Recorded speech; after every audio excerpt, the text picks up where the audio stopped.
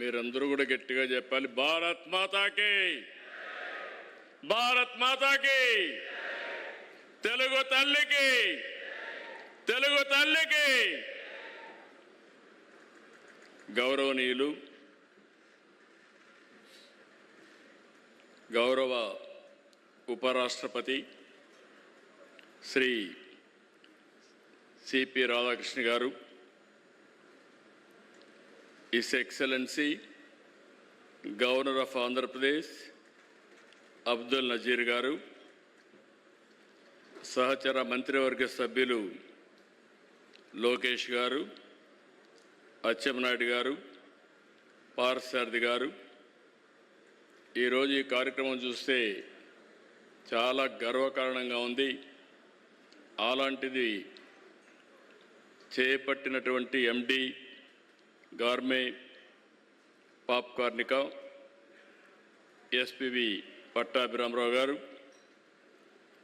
Director Venkateswararao గారు, another director Mahidhar Reddy గారు, founder గార్మే పాప్కార్నిక Norman crook గారు, ఈరోజు ఈ కార్యక్రమానికి ఇచ్చేసినటువంటి రైతు సోదరి సోదరిమణులందరికీ, గార్మే కంపెనీ సంబంధించిన కుటుంబ సభ్యులందరికీ పేరు పేరున నమస్కారాలు, అభినందనలు, శుభాభినందనలు.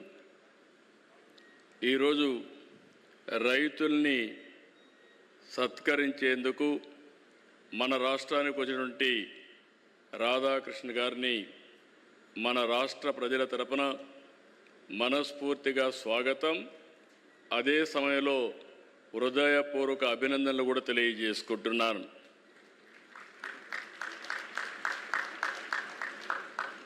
ఈరోజు ఉపరాష్ట్రపతి గారు రైతులపై నుండే ప్రేమ, అభిమానంతో ఈ కార్యక్రమానికి వచ్చారు. ఎక్కడో తమిళ పేపర్లో వస్తే అది చదివిన తర్వాత పట్టాభిరామరావు గారిని పిలిచి మీరు ఏ విధంగా చేశారు, ఎట్లా చేశారో కనుక్కొని డీటెయిల్స్ అని తీసుకుని ఈ కార్యక్రమానికి సంఘీభావాన్ని తెలియజేయడానికి వారు ఇక్కడికి వచ్చారంటే వారికి రైతుల పైన ఎంత ప్రేమ ఉందో ఇది ఒక ఉదాహరణ.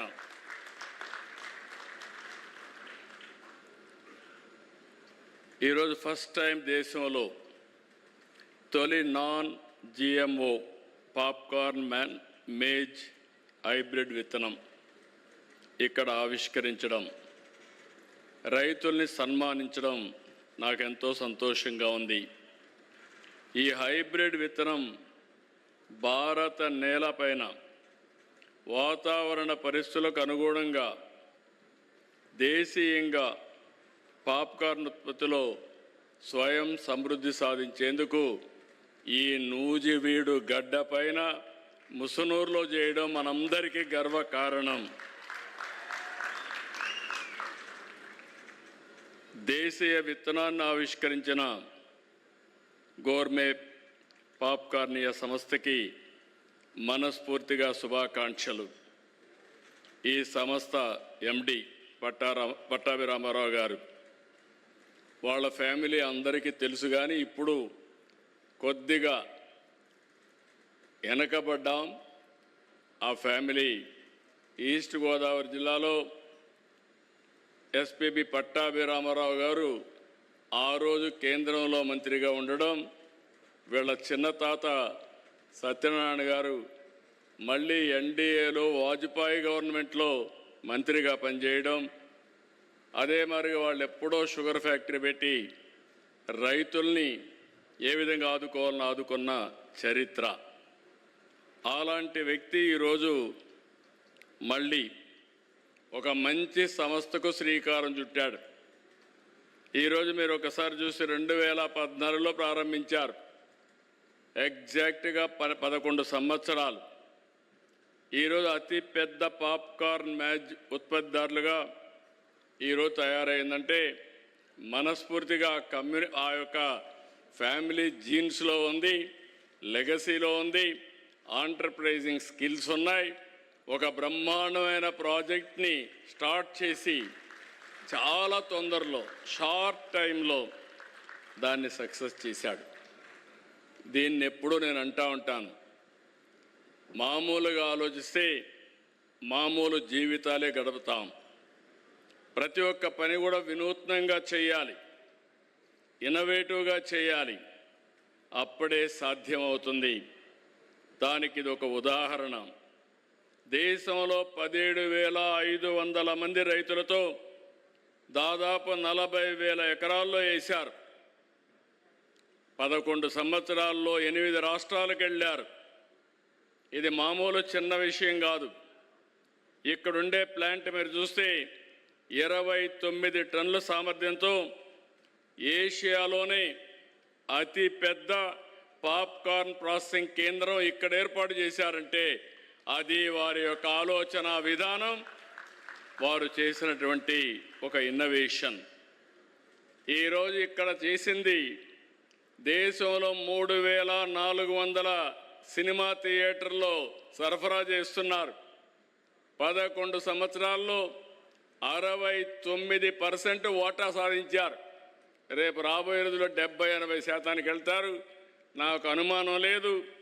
పాప్కార్న్ అంటానే గుర్తొచ్చేది ఈ ముసునూరు గుర్తొస్తుందని మరొక్కసారి మీ అందరికీ విజ్ఞప్తి చేస్తున్నా.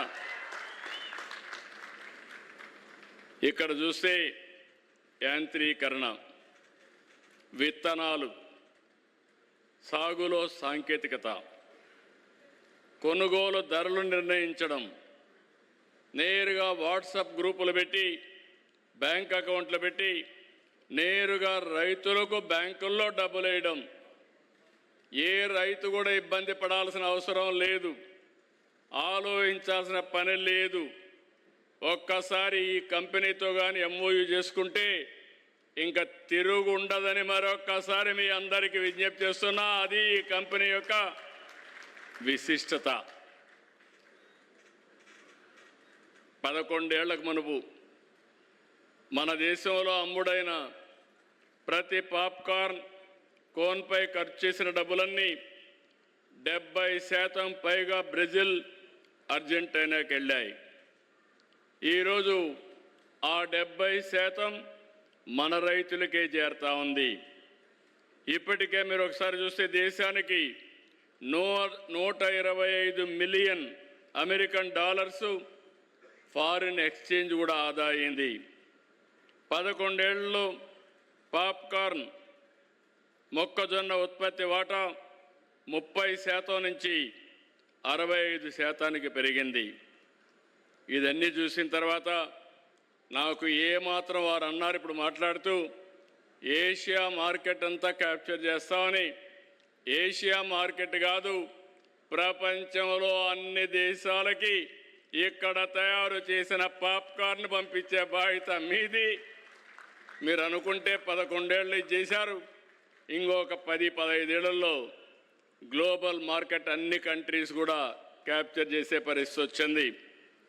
ఇప్పుడే ఉపరాష్ట్రపతి గారు అంటున్నారు, మంచి ఆలోచన, నేను కూడా మాట్లాడతాను రైల్వే మినిస్టర్తో.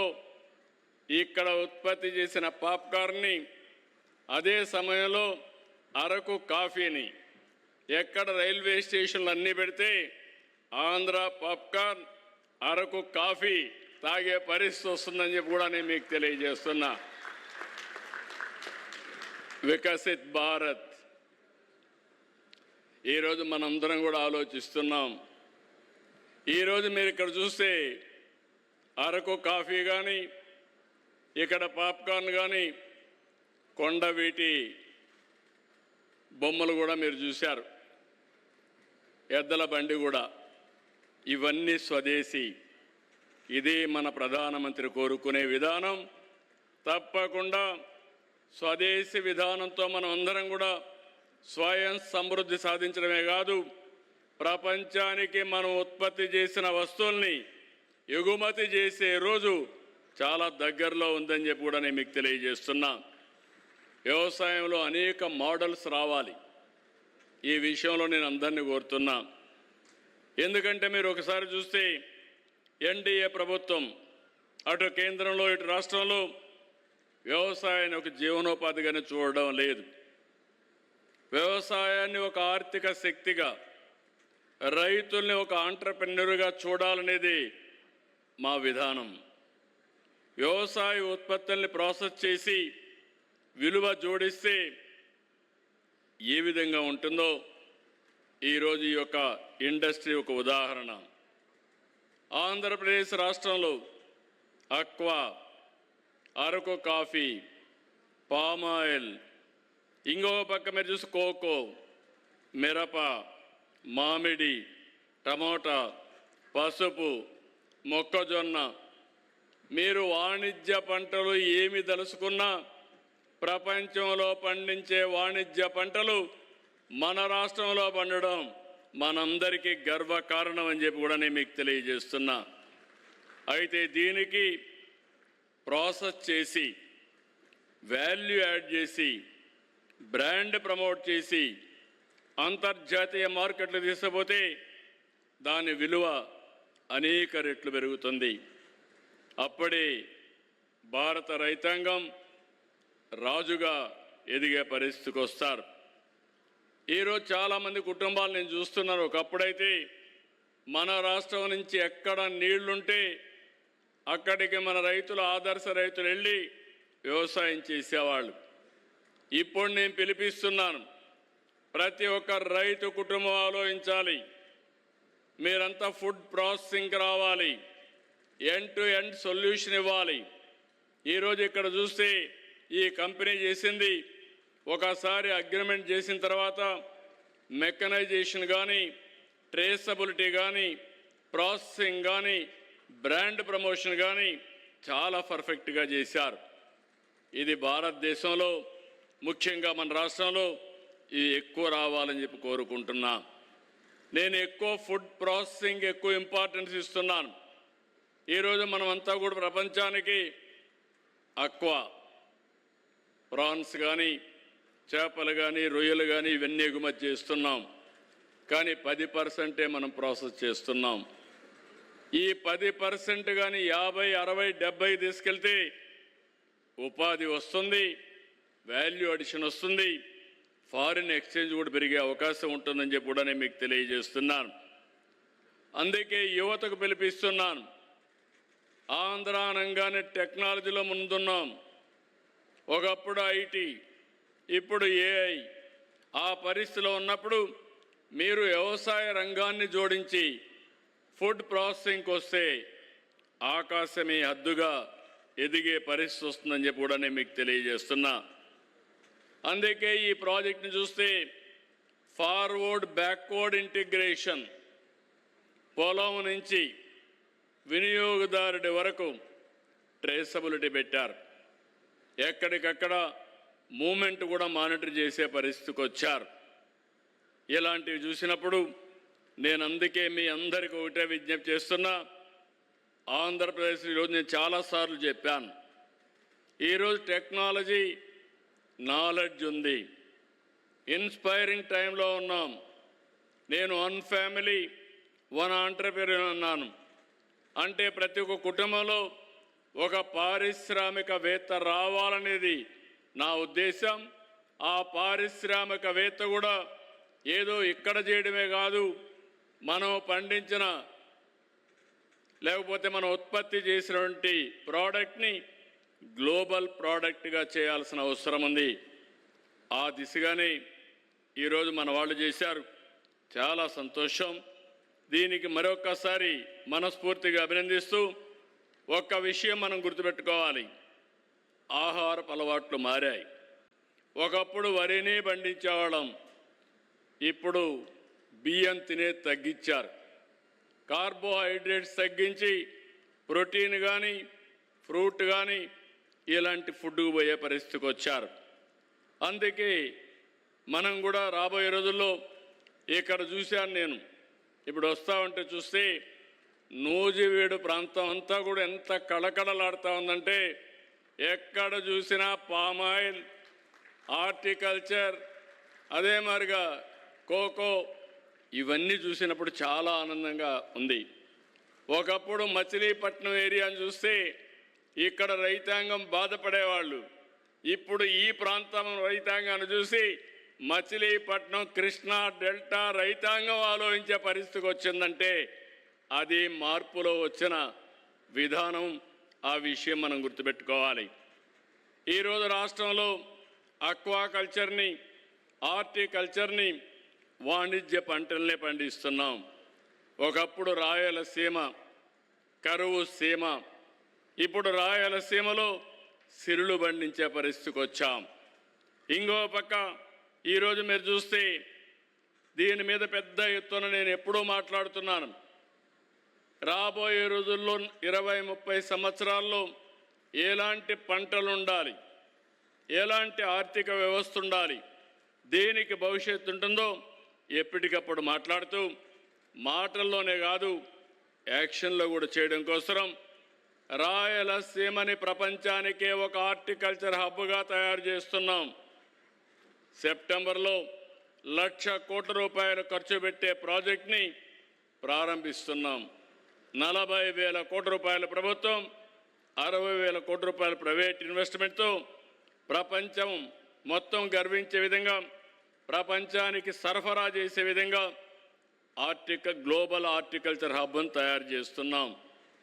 వచ్చే 3 ఏళ్లలో 36 సాగునీటి ప్రాజెక్టుల్ని 35,000 కోట్ల రూపాయలు ఖర్చు పెట్టి పూర్తి చేస్తున్నాం.